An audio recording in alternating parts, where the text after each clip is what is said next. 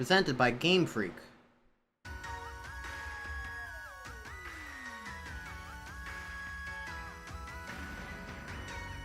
We're in a stadium.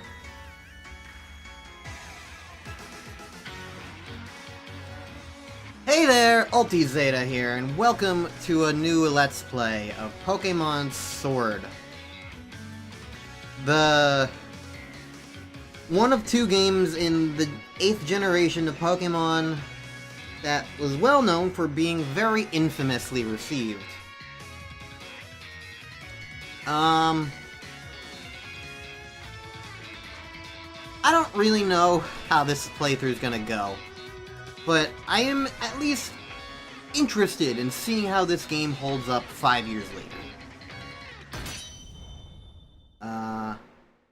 But first and most importantly, I need to figure out how to, delete my save file.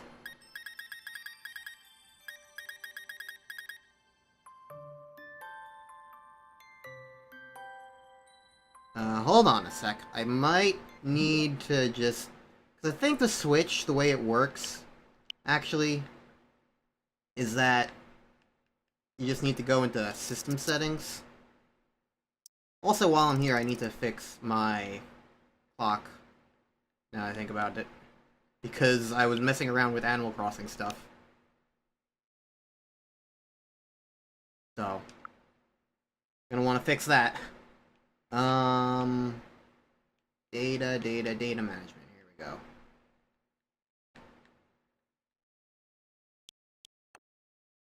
Delete save data. Pokémon Sword.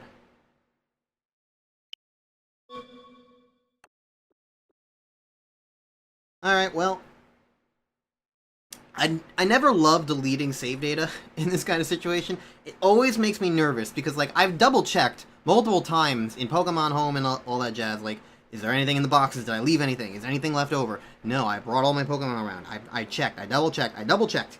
And yet I still have this lingering feeling of, did I make sure? Am I positive everything's moved over? And yes, I am. I'm positive. I'll delete the save data.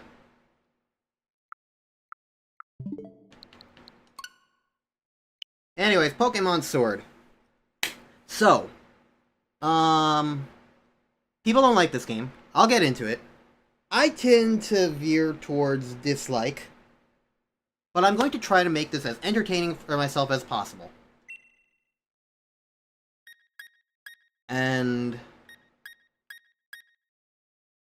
I like this girl the most.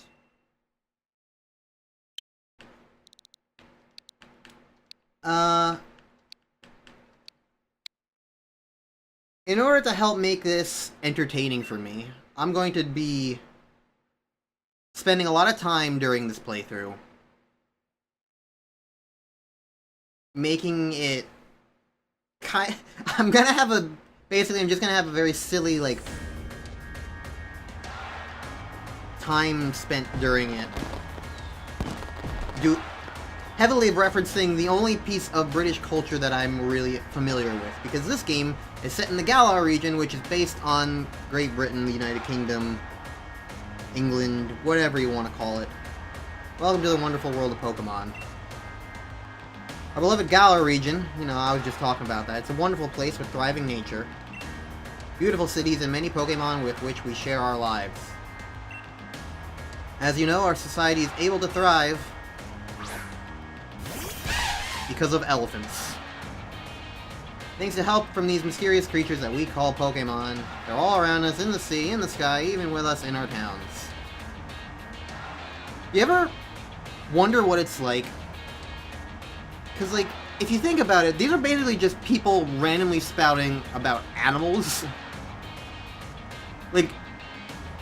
This is the equivalent of some guy in a sports stadium just going on a random rant about animals. It's like, what? Yeah, we've got dogs. Everybody knows about dogs.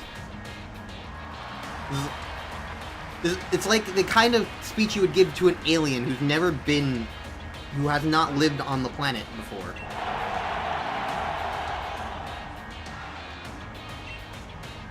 His name is Rose, and he's a pleasure to be here. During your days at Galar's Greetings Trainer, your undefeated champion, it's time for Champion Leon's exhibition match. Like a magician, there he is.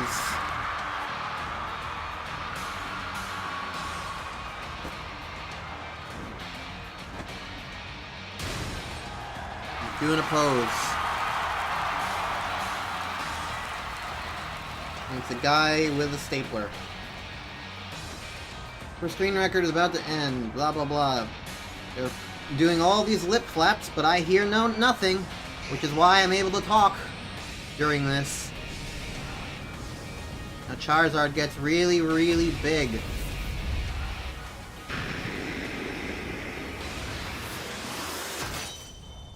Welcome to Pokémon Sword.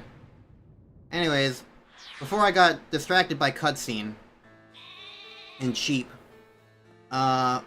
there's only one major British cultural thing that I am, like, actively familiar with. And that's the TV show Doctor Who. So it's... Remember how, like, in Gen 7, where I randomly nicknamed a couple of Pokemon after characters from Amphibia? Yunnan, Sasha. And it didn't really impact much, it was just, oh, I nicknamed them that, and maybe made a couple jokes once or twice about that. The way I'm going to entertain myself during this Let's Play is that basically I'm going to reference Doctor Who with character nicknames. That's mostly it. Also, episode titles are going to be named after episode titles from that show. And it's just a way of amusing myself, because I need everything I can get when it comes to this game. The only way to properly cheer on Lee would be with his famous Charizard pose. So this is Hop. I don't know why his name is Hop. I don't think anybody in the world has ever named anybody Hop before.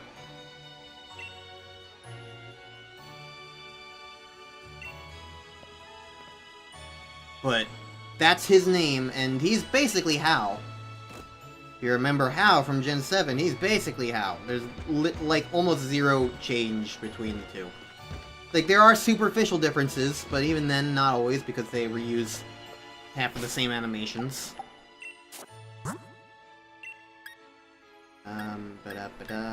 Set mode. Thank you. Turn autosave off.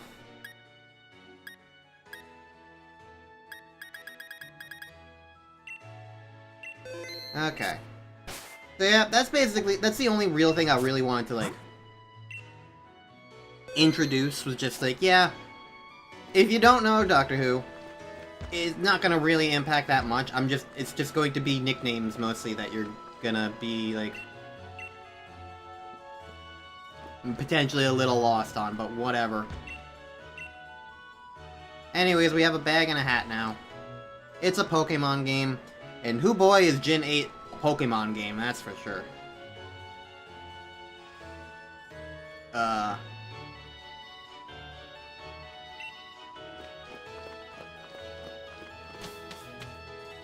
As we get into it, it'll be kind of clear how awkward Gen 8 kind of is. It's a shame, really. But it's always a shame, because when you like a franchise, when you like games in a thing, and you like previous games in a thing, you never want the new games to be rougher than the other ones, you know? You want new things to be good. You don't want things to not succeed. And, like...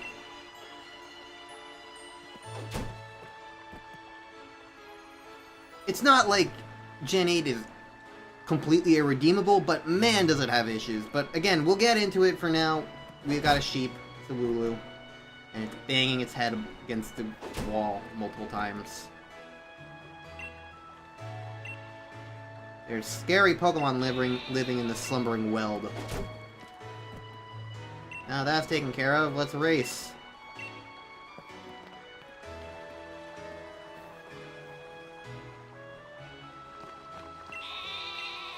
Don't go into the fence now. Let those Pokemon just zorp in and out. Oop. Oop. It's like a magic trick. Although it's better than regular pop-in, it's something. Although I feel like usually fading is a little bit better. But that's my personal preference. It's at least something. Anyways, I believe this is where we're going. Hello. I followed this guy into your house. Here you are at last, Hop. And you brought me. He's only arrived at the station in Wedgehurst. Leon is hopeless with directions. Hop is the younger brother of the undefeated champion, Leon. He's over this way. Hello. Wild Pokemon can come out of nowhere if you walk in the touch grass.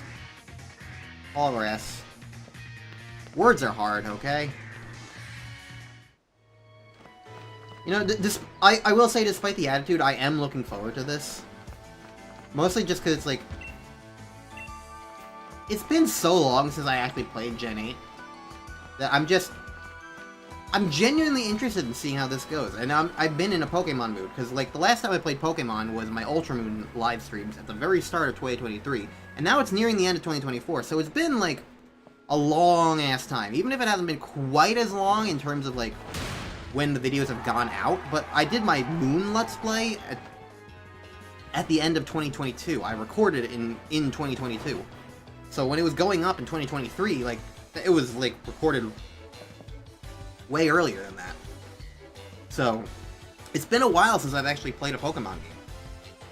So, Gen 8 was the next one on the list, so here we are. Our unbeatable champion. Leon, you and Charizard are the greatest. I hope you'll all carry on training and challenge me for the champion title. Why do I keep... It's because it's Leon, Champion Leon, so I'm like combining them in my head to make Champion. Which sounds like a fighting type evolution, I think about it. Champion. Whoa.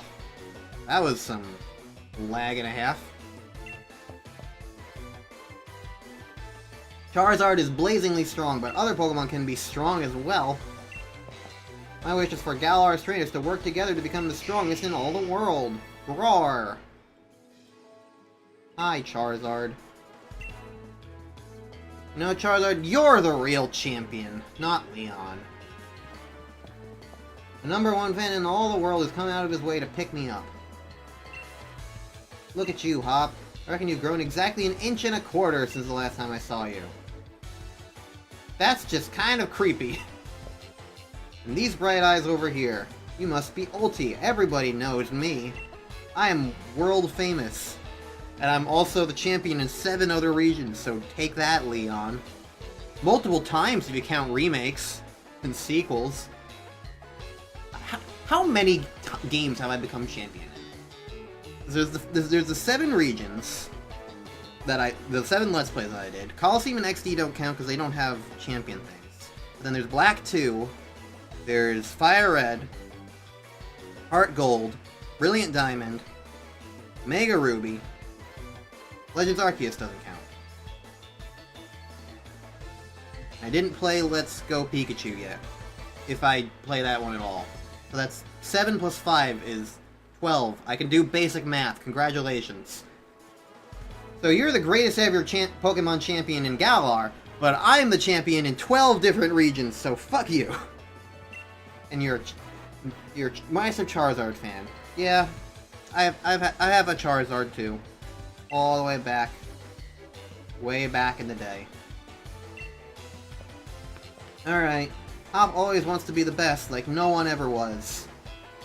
With a proper rival of his own, I bet he'd push himself to become something truly special. Everyone, I bid you farewell, but don't you forget, Fred, I'll be around, yay.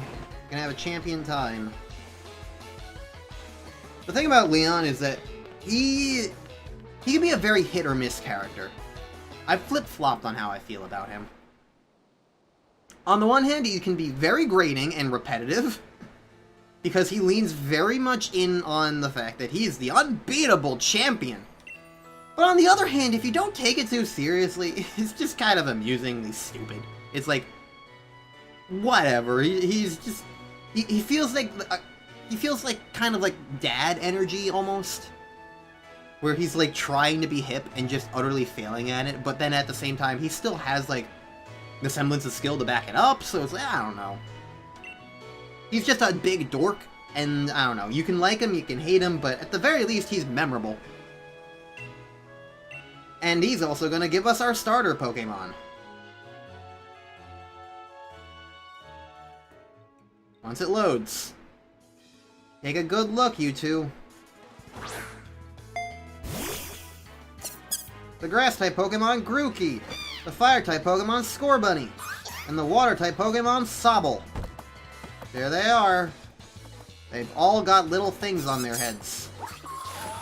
Which was a very weird decision of this game. Where the three starters all kind of have a bit of sameness to them, and it's kind of weird. But whatever.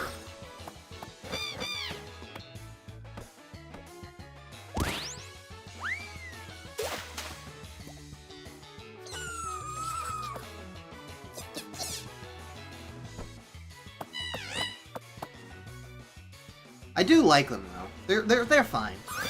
It's not my favorite lineup of starters, but I do like them enough. In my original playthrough, which you probably saw from the title screen before, because the title screen shows the team that you used your that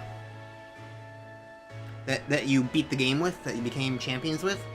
So you could see that in my original playthrough, I went with Sobble, because I'm a simp for lizards. Problem is with Sobble is that it turns into a Pokemon known as Inteleon, which is fine in fan art. But much like with Incineroar, the vibe of the Pokemon as it is, modeled in-game, is just really, really unnerving. And unlike Incineroar, Inteleon has not really had any other thing outside of this to really make me feel, oh, okay, now I get it, other than fan art. Inteleon is just really, really weird. And I say that as somebody who likes lizards, and he's a lizard. Like, you would think that he's perfect for me, and I just look at Inteleon and go, you are... It's like the uncanny valley of furries, is essentially what I would call Inteleon. I wish I liked him more. Point is, I'm not using him. Instead, the Pokemon that has grown on me... Sorry, Grookey, it's not you. I do like Grookey more than most. But I will be going with the fan favorite of this generation. I will be going with Scorbunny. I don't actually like Scorbunny much. Scorbunny himself, I think, is the weakest of the original three evolution lines. However, its final evolution, Cinderace, I think is personally the most appealing starter of the generation. I think Cinderace turns into the best one. So, I'm set on the Fire-type Pokemon Scorbunny. Yes. Now here's the ever-important question. What the hell am I naming him? Because I'm naming him after a Doctor Who character. That's the thing that I've set up for myself. That's the vibe I have to go with. And I guess the problem is, most of the Doctor Who companions are girls, and this is a guy. So there's like a very limited selection, which you would think would make my choice easier, and yet it does not make it any easier. Alright. So, I'll be naming him after Jamie McCrimmon, who is one of the best companions in Doctor Who, just in general, IMO. And if you disagree, well, you're allowed to disagree. But that just, to me, means that you haven't watched any of the episodes with Jamie, so... That's my hot take. Anyways, Hop is one of those rivals who, once again, takes the Pokemon who's weak to yours, which is just... I'll go on and on and on and on and on about it every single time it happens, but it's really annoying that, like, they educate things in this way, Well, not... They, like, tutorialize, like, for new players, basically, like... Just in this really disappointing way of, like, oh, instead of, like, throwing you out with a bit of a challenge, instead it's like, by the way, here's the easy way of doing it. I don't know. It's always rubbed me the wrong way.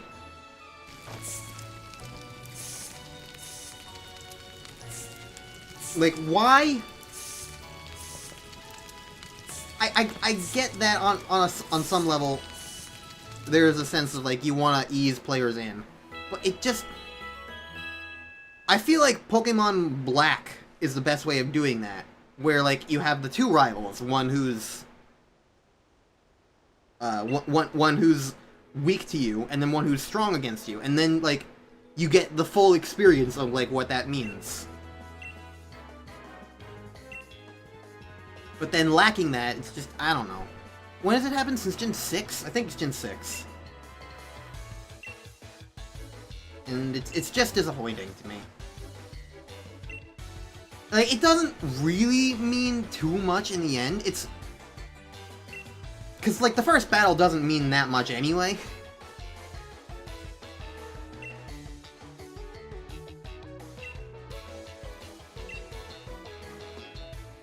Just having a Pokemon with you doesn't make you a real trainer. Let's see how you handle yourself in a battle against your friend. Yeah, I'll kick his ass.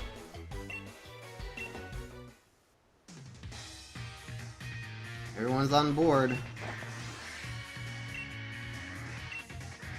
He knows exactly what he needs to do in order to win.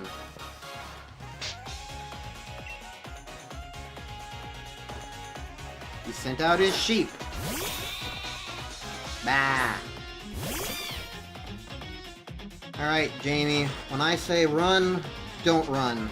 Because we're not running. You can't run from a trainer battle. So all we have is Tackle and Growl.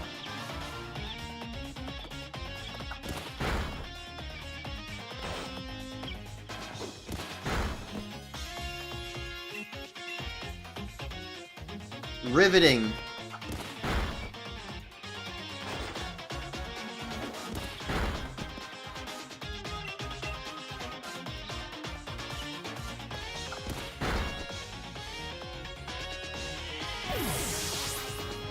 Excitement. And then we level up and we get a new move. We learned Ember. It's not over yet. I've added another trusty ally to my team. And now he sends out Monkey. Monkey with a stick. And I'll burn it to death.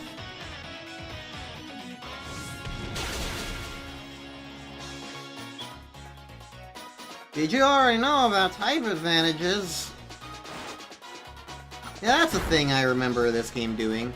Pretty much anytime you do anything in this game, or anybody, opponent does anything in any battle that, like, means something, there's always going to be, like, a 5-second, like, cut away to, like, them doing, like, a anime-esque reaction to what just happened. And it wouldn't be so annoying if you could, like, skip past it, but because of, like, because it's gotta do, like, lip flap animations to it, like, even though there's no dialogue that you can hear, and they're pretending like there is, so you kinda just gotta watch the animation. You can't skip past it, even though it's the same dialogue you'll have read a million times over. But you'll see! Made me almost want to let out Charizard and join in on all the fun. I'll kick your Charizard's ass. Poor Bunny's got big feet. Gonna join the gym challenge and get ready for the greatest competition in the Galar region. Not putting the cart before the Rapidash there, little brother. That's really what you want to do. You have a lot to need to learn about Pokemon. Especially your friend Nulty, the person who won and clearly showed them to be better than you in this instance. Before you think about getting gym badges, best to think about getting a Pokédex. It helps them learn lots of things about all the Pokemon out there, including their strengths. But it's more than just a collection of data, you know, it's a record of a trainer's love and passion for Pokemon training. Looks like it's off to the Pokemon research lab for you and me. This kind of enthusiasm a trainer needs. I'm gonna be the next champion, so completing a simple Pokedex will be nothing. Probably go tell your mom that we're heading out, though. Okay. But suddenly, there was a crash.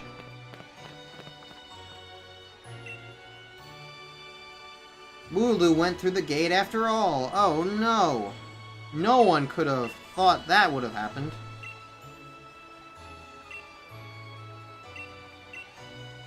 We've gotta save the sheep. Sheep are very important. They're the backbone of society.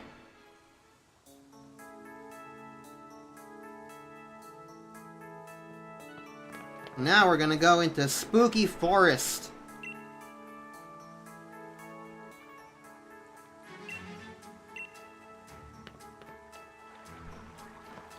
Are there any places, like, in real life? Because, like, I feel like this is a trope that you see commonly enough elsewhere.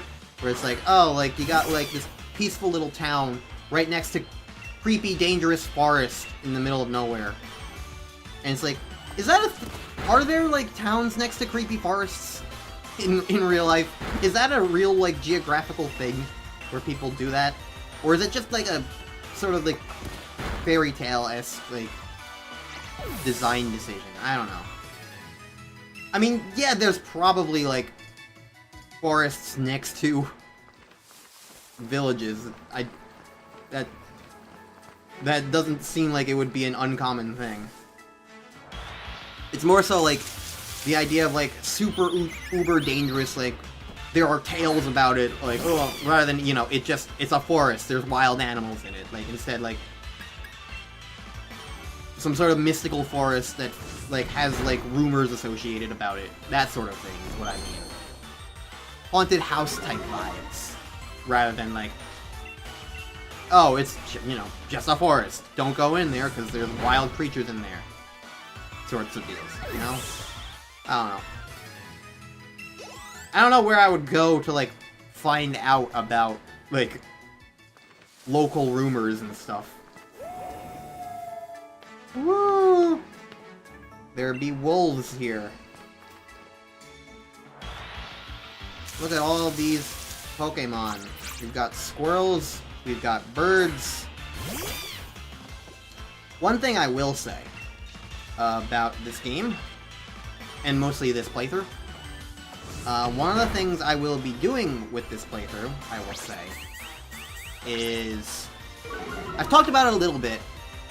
I think mostly I talk about it during my Gen 7 playthroughs, specifically my Ultra Moon livestream, in that regard, where over the course of all these Pokemon playthroughs that I've been doing, I've been very slowly building up a Pokemon Home living dex.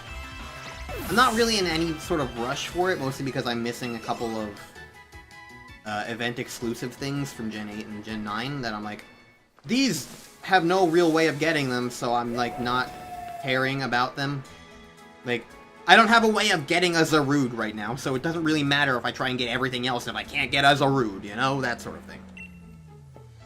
But my main point is, I am trying to slowly get all the Pokemon that I can, etc., etc. And when I originally played Gen 8 back in 2019, this game came out in?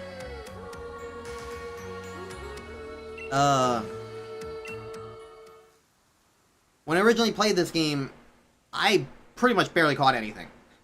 I caught the Pokemon that were on my team, and that was more or less it. So, Galar is, like, the biggest, like, gap in my Pokemon, living dex thing that I have.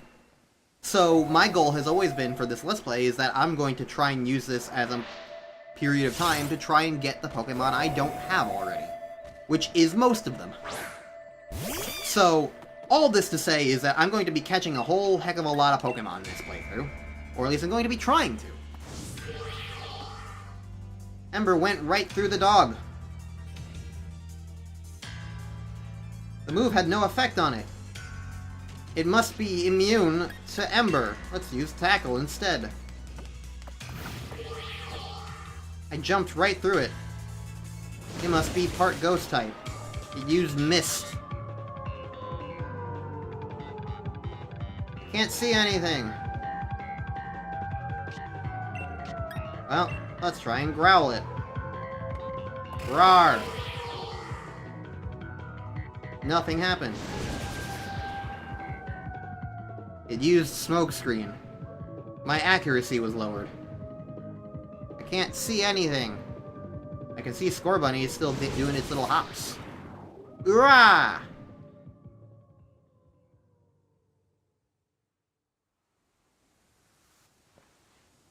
And now we see trees.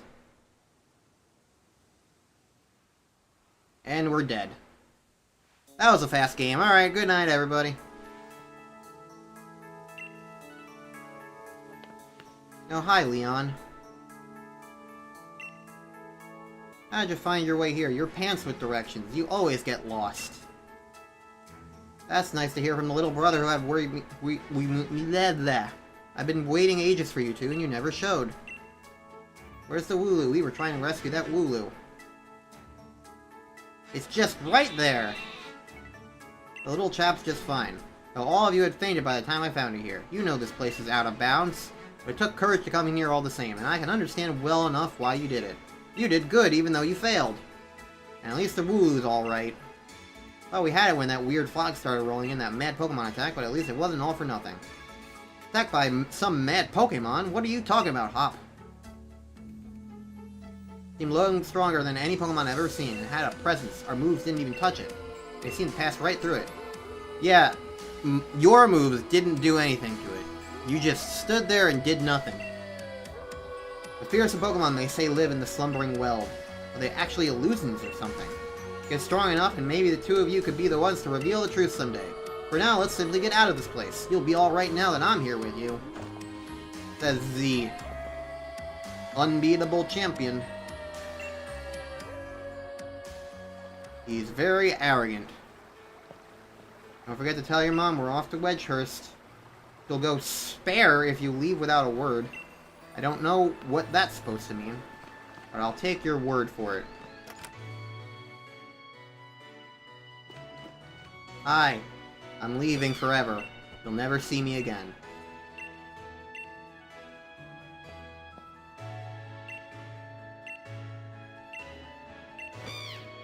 Bye. Okay, bye.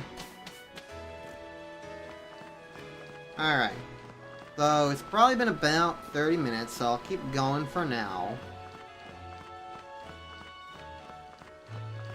You know what? I'm gonna say this while I'm here. Because, like, I feel like when the game gets deeper into it, like, I'm gonna have criticisms. But all in all, I will say, the art style of this game is very nice. I like the... Even when it has visual issues, I'll say, like, what it tried to do is pretty nice. Like, I like looking at this. Like, I look at this and I go, that's nice. It looks pretty enough.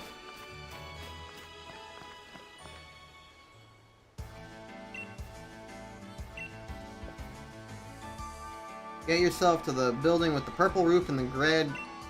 It's right there. That's the Pokemon Research Lab. Alright, and now there's a line of Wooloo here. You wouldn't want to wake up a sweeping Wooloo, right? Better take the long way around. This is their way of forcing you to go into here. So one of the things about Gen 8 that it did is that it combined sort of like the typical like going through wild grass situations, but also Pokemon just kind of exist in the wild now. That you can run into them. So that's neat. Do I have Pokeballs? I do have some Pokeballs. Alright.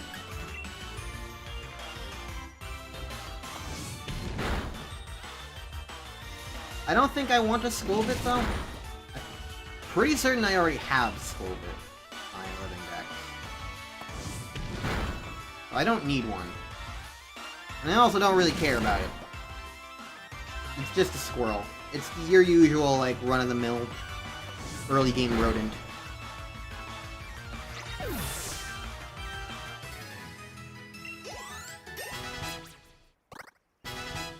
We learned Quick Attack. That was pretty quick.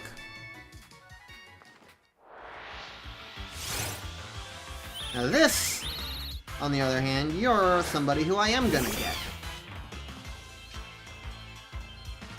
Rookidee.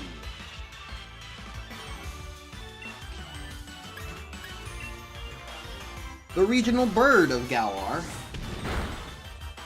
And a Pokemon I've never actually used before, so I don't... This is entirely possibly going to be a final member of the team. I don't know. I don't know what my final team's going to be in this game. It kind of depends, but we'll see. Either way, we're going to try and get a bird now.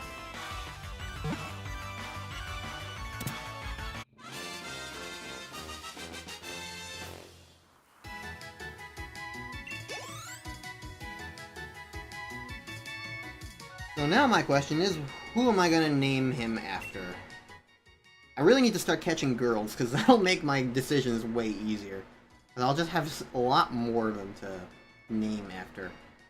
I guess I can go with Rory.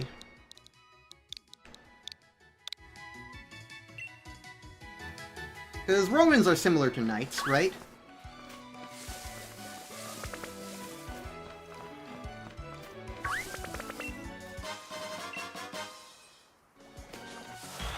Alright, let's see if we can get one of you. I think I need your evolution in my living dex as well, so I might as well get one of you now.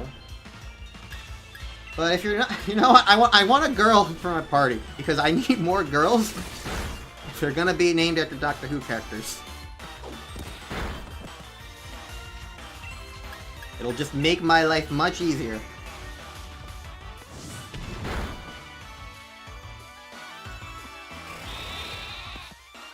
Oh, here's one thing I can say, since we're catching Pokemon now. This is the first Pokemon game that's just flat out an HD, widescreen, full resolution game.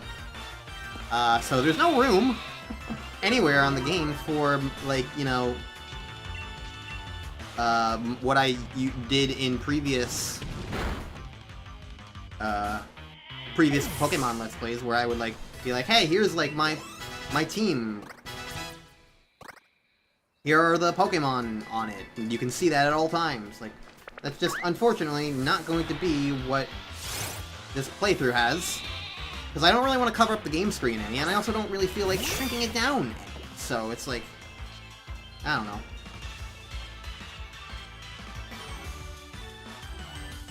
Also, I just realized something that annoying about this game that I forgot about until now.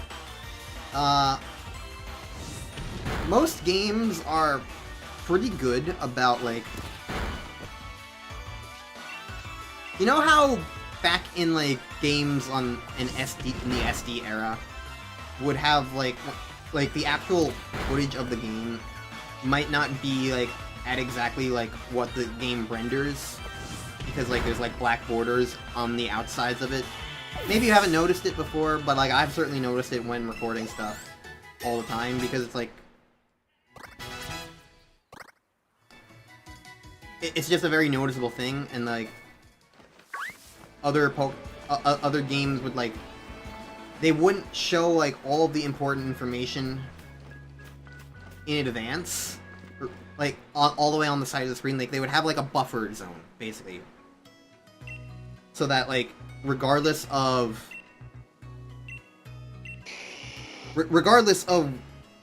what's being displayed on a TV, like, you can still see all the important information. Like, things would not...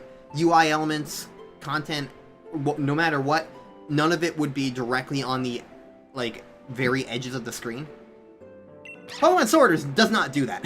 Pokemon Sword has some important UI information displayed very small on the very edges of the screen. And so, it took... Because of how my TV displays stuff, it doesn't display everything in full. It cuts off at the very edge. For example, the bottom of this text box here, where it says, "What is it today, Leon?" The very bottom of that text box is exactly where my TV cuts off. So I can't see that little strip of content down there on my TV. I can see it on the recording, obviously. It's being recorded, it's not like it's gone from the game, but it's not visibly there, and that kind of, like, buffer zone is everywhere on my TV. And Pokemon Sword is like the one game in existence that I've ever played that does not take into account the possibility of a buffer zone, even with an HD game, and thus it puts information down there that I could not see, and I only found out existed until I watched a Let's Play of this game. That important information being how many Pokemon are on an opposing team or on your team. In battles, that gets cut off on my TV, and I can't see it. So, that's funny. And if by funny I mean bad UI, then I mean bad UI. And that's just a fact that it's bad UI, because, like, it's just a thing that other games have been, like, avoiding for years and years and years. And I think because Pokemon is so focused on being a handheld, a handheld series, for their first HD experience, they didn't really have, like, the thought of doing that. And I think they tend to treat the Switch like a handheld system anyway, rather than something you can dock, which would explain why some of the games have turned out the way they have. Especially Let's Go, but whatever. Anyway, Sonia cooks very good food. I love hearing about food in a digital game. I would love to eat the food that doesn't exist. Anyways, rivals are in the gym challenge. She's got a dog. It's named Yamper. This is Sonia. She's the professor's assistant. She has nice hair. And she's a very nice woman. I'm a new Pokemon trainer. Set me on the right path. I like your shoes. They're the same color as my socks.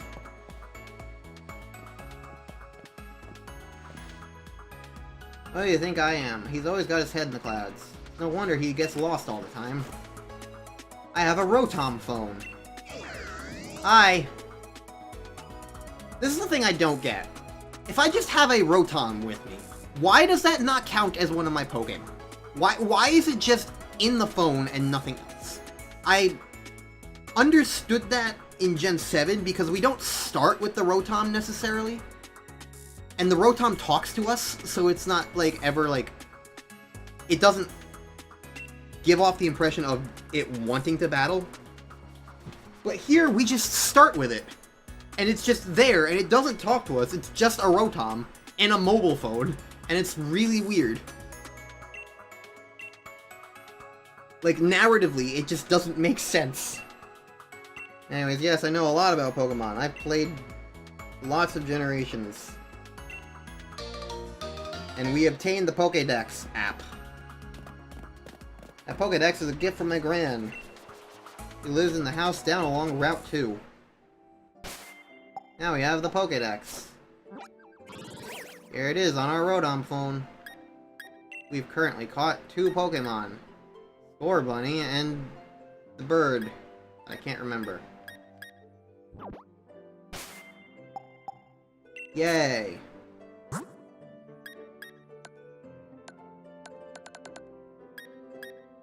Also, we have these, because I do have the DLC, and it just kind of gives it to us automatically from the start of the game, I guess. And also the fishing rod from the start of the game, I guess. So, that's neat. Will I be doing the DLC? I don't know why it's saying that it wants me to get a mystery gift, but... Let's see if there's a mystery gift available to me.